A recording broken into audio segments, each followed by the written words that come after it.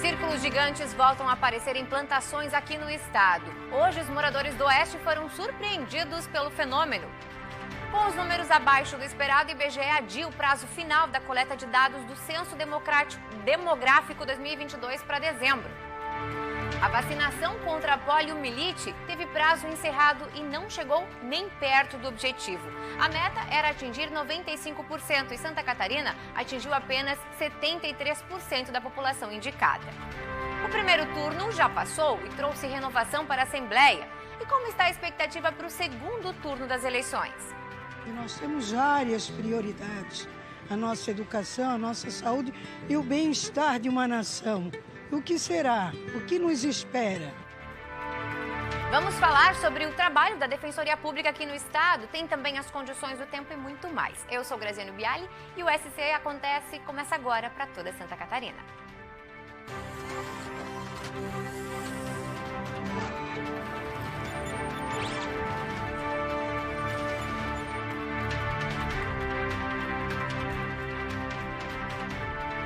Olá, muito boa tarde para você. Olha, hoje os moradores da cidade de Ipuaçu, no oeste do estado, amanheceram com uma paisagem diferente. Dá uma olhadinha. Olha só, esses são os agroglifos. São círculos gigantes e perfeitos que aparecem nas plantações. A cidade de Ipuaçu já é conhecida como a capital nacional desses desenhos, que começaram a aparecer por lá em 2018, nas plantações de trigo. E desde então, têm sido registrados por diversas vezes no decorrer dos anos. E hoje, os moradores da cidade, que moram na localidade lá da Coab, perto do loteamento de Levinsky, na saída para Entre Rios, avistaram um fenômeno em uma plantação, viu? O círculo é bem grande, com uma extensão de um campo de futebol e chamou bastante atenção. Por isso, a gente vai até Ipuaçu agora mesmo conversar com o Tiago, que foi quem registrou essas imagens que vocês acabaram de ver aí do agroglifo. E lá na plantação, Tiago, eu quero saber quem foi que deixou essas imagens lá. Vocês estão aí com burburinhos na cidade. Me conta, já descobriram? Boa tarde para você.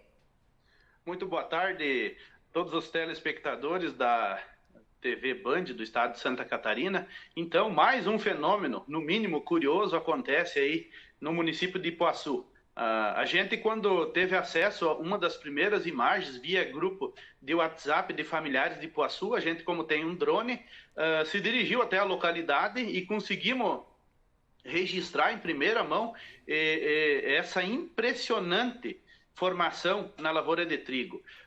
Muitos curiosos a gente testemunhou aí ao longo da manhã, no mínimo 700 a 1.000 pessoas passaram pelo local, pessoas de Chapecó, de Palmas e Pato Branco, no Paraná, pessoas se dirigindo de todas as localidades para vir observar essa formação que, como vocês podem observar, é perfeita, é muito bem elaborado. A gente observa ali, né, visualizando o desenho, a formação aérea, que tem 5 símbolos geométricos perfeitos. Um círculo maior, na parte mais interior temos um pentágono, depois temos um outro círculo, um triângulo e um outro círculo menor. Ô, Tiago, tu chegou aí lá e tu viu, parece que alguém fez mesmo, dá a impressão de que alguém foi lá e fez isso, é muito perfeito. É muito perfeito, como as próprias imagens e os vídeos aí que a gente registrou, vocês podem observar. Se foi pessoas que fez, foram profissionais, engenheiros com equipamento de última geração, porque qualquer pessoa não consegue fazer. Pessoas amadoras não conseguem fazer com tamanha perfeição. E o que a gente vê, assim, é que teve vários anos seguidos a aparição desses fenômenos. E agora, por um período aí de 4, 5 anos, não tinha mais aparecido, e agora voltou a acontecer. E sempre quando acontece uma vez, acontece mais vezes no mesmo ano. Agora vamos aguardar se vai ocorrer novamente antes da colheita do trigo, que agora ele ainda está verde, posteriormente, daqui uns 15 a 30 dias, ele começa o fim do ciclo, que ele vai secar para ser colhido. Aí fica douradinho, né? Então, assim, quer dizer que durante a pandemia não teve esses desenhos por aí. O que as pessoas acham que pode ser, hein? Me conta, qual que é o burburinho na cidade?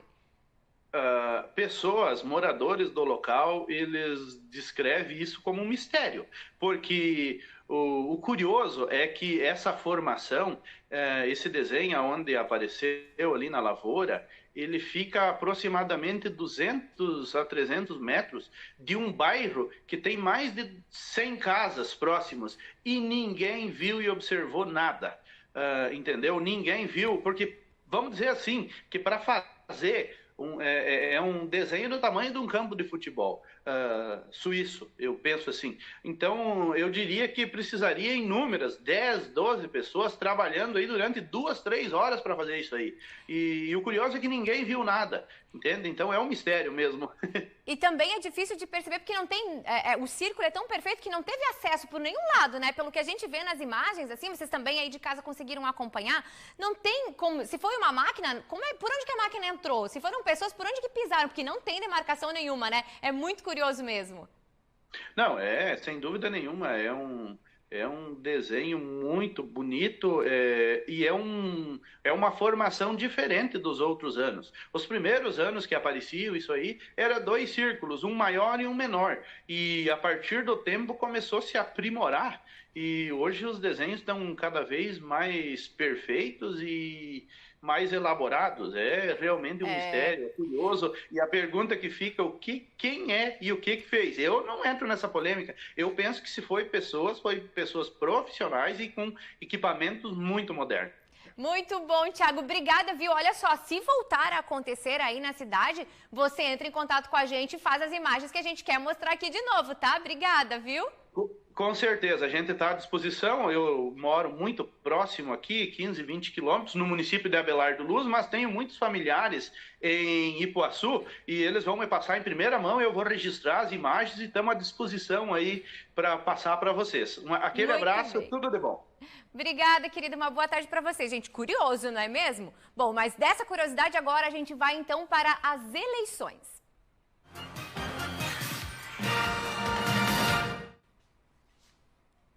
Olha, a democracia venceu no primeiro turno de 2022, não é mesmo? Processo que contou com mais mulheres na disputa e teve 2 deputadas como as mais votadas do estado, entregou uma Assembleia Legislativa de Santa Catarina 40% renovada e constatou o compromisso do catarinense com o voto. E como está a expectativa para o segundo turno? Nossa equipe de reportagem foi às ruas, veja só. O primeiro turno já passou e a Jéssica cumpriu a primeira missão dela. A preocupação agora é com o que vem pela frente. Mas eu fiz minha parte e vou fazer de novo. E quero incentivar as pessoas a sair de casa e fazer sua parte, de votar, se esforçar, porque é muito importante, né? É democracia. Para muitos, o resultado desta primeira etapa das eleições já era esperado. Para outros, o sentimento ainda é de tensão. Era o que eu esperava, era o que eu imaginava. Mas não estou apreensivo para o segundo, não. Acho que o segundo vai ser igual ao primeiro. Eu tenho medo, né? Eu não tenho tantas ambições, eu já tenho quase 60 anos, mas eu quero melhor para os meus jovens, para minha criança, um futuro melhor, né? Estes anseios estão nas mãos dos eleitos. Alguns deles não eram novidade para a população. Dos 27 deputados que tentaram a reeleição, apenas 3 deles não conseguiram. Mas do total de 40 cadeiras, 16 são novas. E a polarização observada nacionalmente se reproduziu também para os cargos de governador aqui em Santa Catarina. Porque aqui os candidatos que foram para o segundo turno são os candidatos que se identificam e que fizeram campanha no estado, no Jorginho Melo para o Bolsonaro e Décio Lima para o Lula. A gente pode dizer que o Moisés, que é o atual governador, que disputou voto a voto com o Décio Lima no segundo turno, mas no final das contas quem conseguiu ir para o segundo turno foi essa polarização nacional, então a gente pode dizer que isso é algo histórico para Santa Catarina. As eleições deste ano abriram mais espaço para as mulheres. O número de candidatas nesse primeiro turno foi maior do que em 2018, na última eleição. Isso não significa que mais espaços foram ocupados. No Senado, por exemplo, a bancada feminina diminuiu. Diferente da Câmara dos Deputados, que ganhou mais 5 cadeiras ocupadas por mulheres. Uma delas, a mais votada aqui em Santa Catarina. O mesmo aconteceu na Assembleia Legislativa do Estado. Outra mulher foi a mais votada para deputada estadual. Para estadual, Ana Campagnolo com mais de 196 mil votos e Carol Detoni com 227 para federal, ambas do Partido Liberal. Recentemente foi definido, para além da política de cotas de 30%, o repasse obrigatório de 30% do fundo público eleitoral destinado para as candidaturas das mulheres, o que dá mais chance para que essas mulheres possam competir em pé de igualdade com os outros candidatos do gênero masculino. Então, essas mudanças, além, claro, obviamente, dos 30% de tempo de televisão, que é obrigatório que as mulheres tenham. Apesar do número recorde de abstenções em Santa Catarina, a população mostrou também maior preocupação em exercer o direito ao voto, o que deverá continuar no segundo turno, que acontece no dia 30 de outubro. E a gente pode perceber que houve um aumento da polarização, dos debates, então acredito que isso vai se intensificar agora no segundo turno. E olha, quem não votou no primeiro turno ainda pode votar no segundo turno, sim.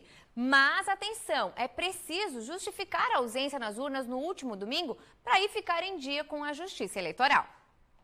Neste ano, os eleitores que não votaram e não justificaram a ausência no primeiro turno das eleições no dia do pleito conta com mais uma ferramenta para assim poder regularizar a situação. A nova versão do aplicativo e-Título possui a opção Justificativa de Ausência, para que o eleitor faça o seu pedido de justificativa de forma online e assim anexe o documento que comprove o motivo da sua ausência. Além do e-Título, o eleitor poderá fazer o pedido através do sistema Justifica, mediante o preenchimento do requerimento de justificativa e também da apresentação do documento que comprove o seu impedimento no dia da eleição. Mas atenção! O pedido de justificativa pode ser encaminhado em até 60 dias de cada turno das eleições. E é obrigatório apresentar um documento que comprove a impossibilidade de votar ou justificar no dia do pleito. Quem perdeu o prazo e precisa da certidão de quitação eleitoral poderá, sim, emitir a guia de multa e efetuar o pagamento para regularizar a situação. É importante lembrar que os eleitores que não votaram no primeiro turno das eleições poderá e devem votar no segundo turno, em 30 de outubro, caso esteja em situação regular com a Justiça Eleitoral. Intervalo agora no SC Acontece. E no próximo bloco vamos falar sobre o adiamento do prazo final da coleta de dados do Censo Demográfico do IBGE. É já já, não sai daí.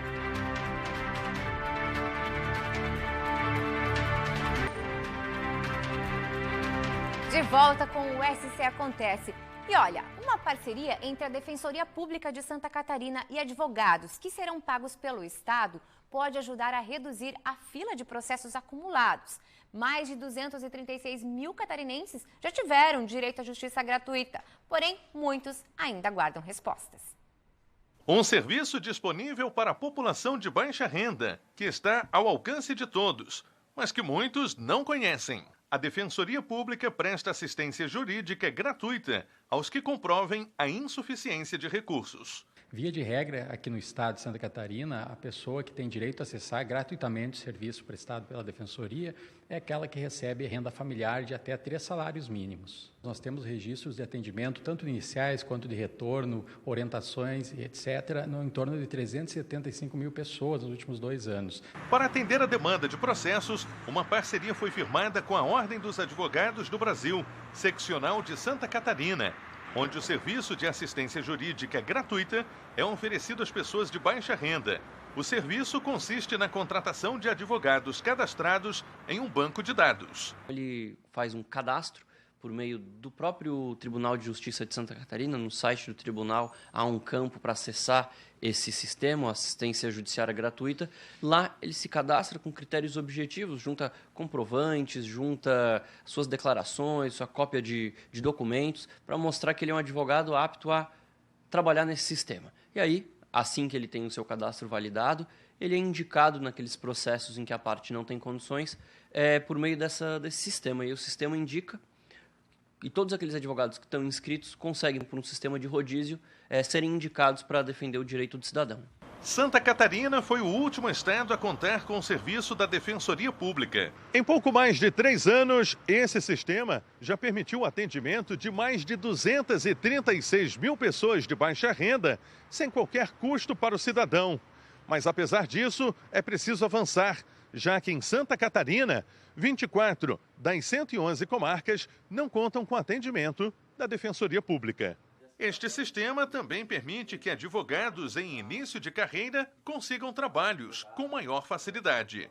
Esse sistema ele funciona, ele foi pensado para que o advogado, principalmente aquele advogado que tá começando, aquele advogado que está buscando auxiliar as pessoas e está buscando de alguma forma conquistar o seu espaço, ele consiga atender aquelas pessoas que não são atendidas, por exemplo, pela Defensoria Pública.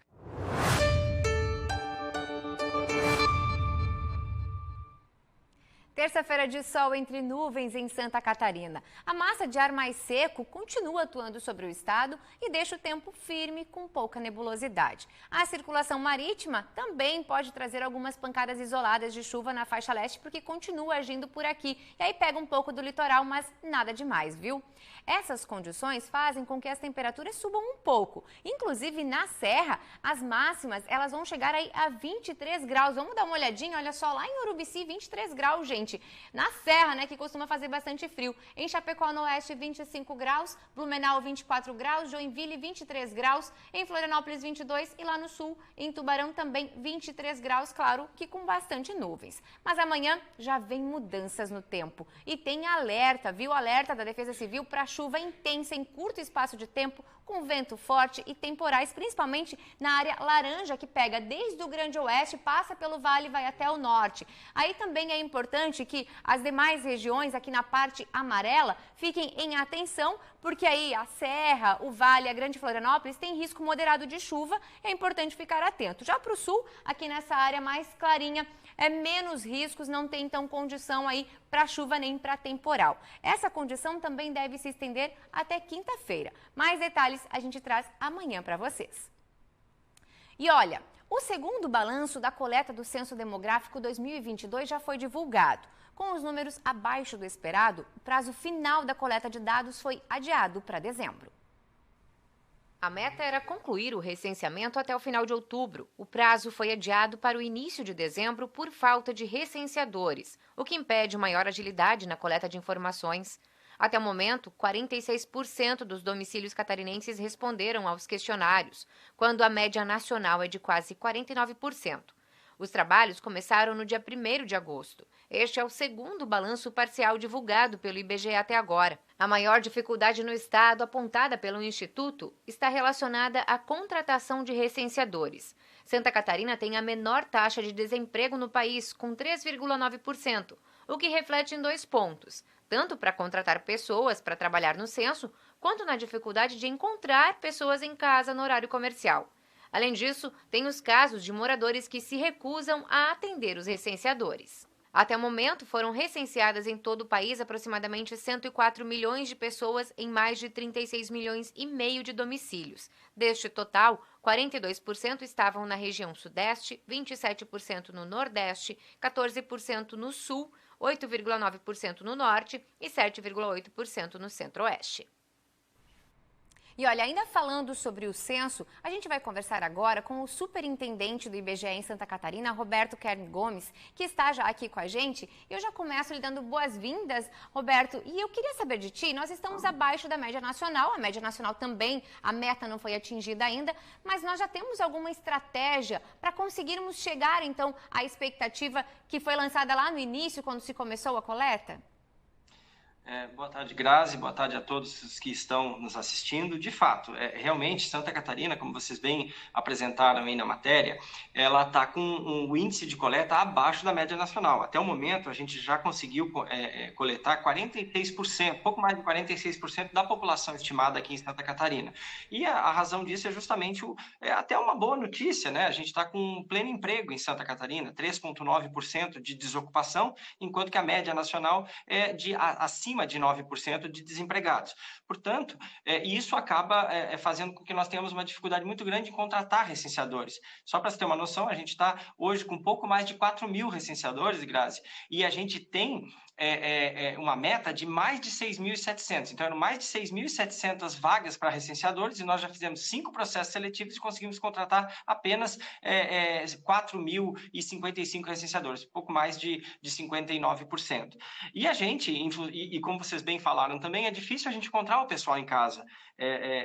O número de morador ausente no estado é de 14% e aqui em Florianópolis é de 23%. Então, são realmente números que dificultam, são desafios muito grandes para a nossa operação e a gente traçou algumas estratégias para tentar reverter isso. Uma delas é a questão de reforçar a coleta no final de semana. No final de semana, a gente consegue encontrar essas pessoas que estão trabalhando no horário comercial no final de semana e também reforçar a coleta após as 18 horas. A gente sabe que as pessoas, sobretudo o servidor público aqui na capital, por exemplo, encerra o seu expediente em torno das 17 horas. Então, a gente acredita que ali, a partir das 18 horas, a gente consegue encontrá-lo em casa. Só a gente não vai muito longe, porque fica estranho até o nosso recenseador chegar na casa das pessoas às 9, 10 horas da noite. Mas a ideia é fazer esse reforço após as 18 horas. E, além disso, para finalizar, a gente está para liberar hoje uma flexibilização nas regras de contratação. Hoje, algumas pessoas, como ex-servidores temporários, aposentados, eles têm um impedimento legal para trabalhar conosco, né, como temporário.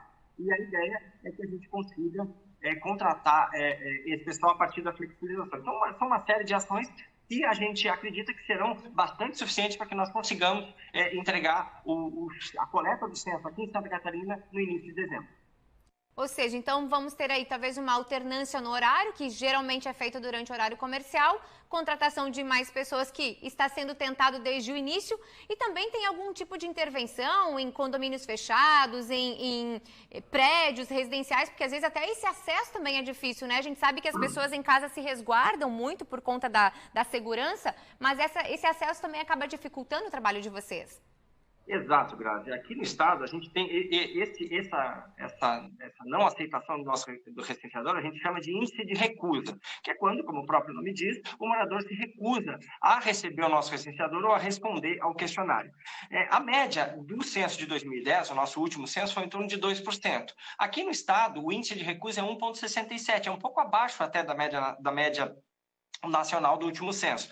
Mas em Florianópolis é quase o dobro, é 3,12, ou seja, a cada 100 domicílios que a gente visita, 3 não querem receber o nosso recenseador. E se a gente colocar domicílios de alta renda, esse percentual aumenta. Então, a gente está fazendo uma série de ações também junto aos condomínios, com as administradoras de condomínio, e também a gente dá a possibilidade para essas pessoas que por alguma razão não querem responder ao censo presencialmente, que ele pode responder por telefone, ou também a gente vai recomeçar a entregar o que a gente chama de e-ticket, que é uma carta que o recenseador pode entregar ao morador, de tal sorte que ele tem ali de 7 a 10 dias para responder pela internet. Então, perceba que são várias ações que a gente faz, também a questão da identificação, todos os nossos recenseadores estão identificados com colete, crachá, boné, pasta, o próprio dispositivo móvel de coleta. A gente tem o 0800, que ele pode ligar caso tenha alguma dúvida, que é o 0800 721 8181. E, finalmente, no próprio crachá do nosso recenseador, tem o código de barra, aliás, o QR Code, que o morador pode apontar a câmera do celular e identificar se aquela pessoa é, de fato, um recenseador do IBGE. Então, a gente reforça tudo isso, Grazi, a gente está fazendo essas ações. E lembra que o censo é um produto que é entregue para a sociedade. O censo demográfico, responder ao censo é uma obrigação legal. Existe uma lei de 1968 que obriga todo cidadão a responder os questionários do IBGE. Mas eu sempre lembro que, acima de ser uma obrigação, ele é um direito. O cidadão tem o direito de ser escutado pelo IBGE, de expor as suas necessidades para que o poder público possa traçar políticas públicas que sejam adequadas a essa necessidade. A gente passou aqui no último final de semana, no dia 3, a um grande exercício de cidadania. Muitas pessoas foram às ruas, ficaram 2 horas na fila, 3 horas na fila para expressar o seu direito de voto. Então, o que a gente faz o apelo é que a população também faça isso. Fique na sua residência, receba o nosso recenseador e responda ao questionário do IBGE. Tá certo, Roberto. Muito obrigada, viu? Muito obrigada pelas explicações e também pelas informações. Uma boa tarde para você. Boa tarde a todos. Então fica a dica, né, pessoal, para vocês também receberem bem os essenciadores. E olha só, a vacinação contra a poliomielite teve o prazo encerrado e não chegou nem perto do objetivo. A meta era atingir 95% de vacinação do público-alvo. No entanto, houve baixa adesão. Aqui em Santa Catarina atingiu apenas 73,05% da meta. E quem vai falar mais sobre esse assunto com a gente é a repórter Júlia Matos. Júlia, eu já começo te perguntando. Foi adiado, mesmo assim não conseguimos, né, com todas as campanhas chegar a esses números e não foi só. Em Santa Catarina foram vários municípios, não apenas um ou outro, né? Conta pra gente como é que fica daqui pra frente. Olá, Grazi, boa tarde para você que nos acompanha aqui no SC Acontece. Então, esse prazo ele era até dia 9 de setembro, né, o prazo da campanha de vacinação, mas ele foi estendido para que responsáveis e pais pudessem levar os seus filhos para vacinar. Mas a gente alcançou então aí 73% de cobertura, menor do que a meta desejada. Dos 295 municípios catarinenses, Grazi, 144 deles conseguiram alcançar essa meta, 251 não. De acordo com o Ministério da Saúde, inclusive foram mais de 285 mil doses aplicadas.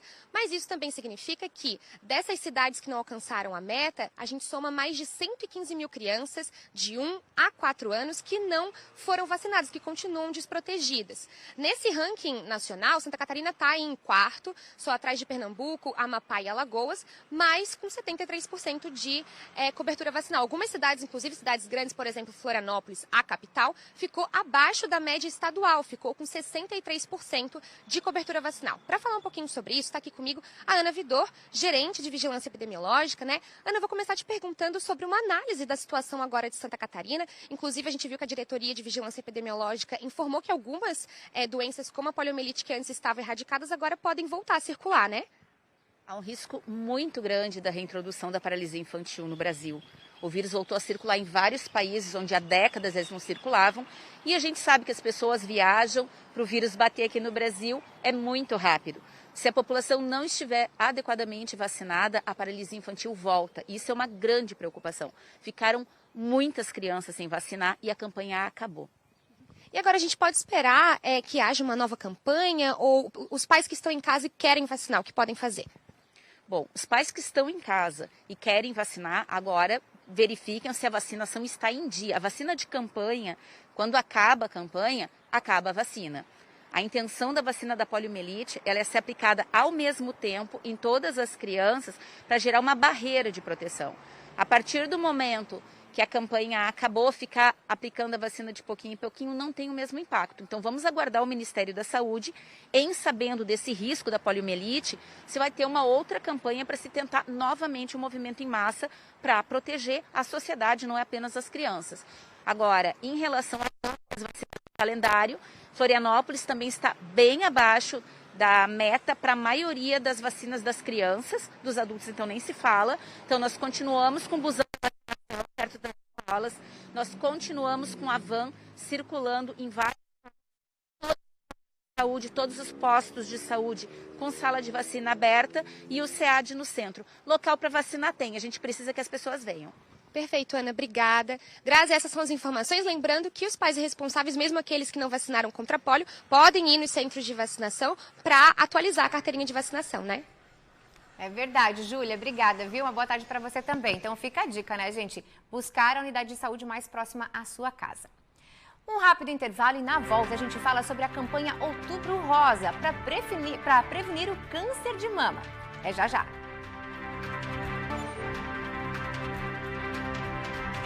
Estamos de volta e olha, a campanha do Outubro Rosa alerta para a prevenção ao câncer de mama, que é o que mais mata mulheres no Brasil. Uma série de ações marcam o mês para colaborar com a mudança dessa realidade. Há um ano, a Juliana descobriu que sofre com a síndrome de Li-Fraumeni, uma espécie de mutação genética que provoca tumores pelo corpo. O exame para o diagnóstico da doença custa em média R$4.000 e não tem cobertura do SUS e dos planos de saúde.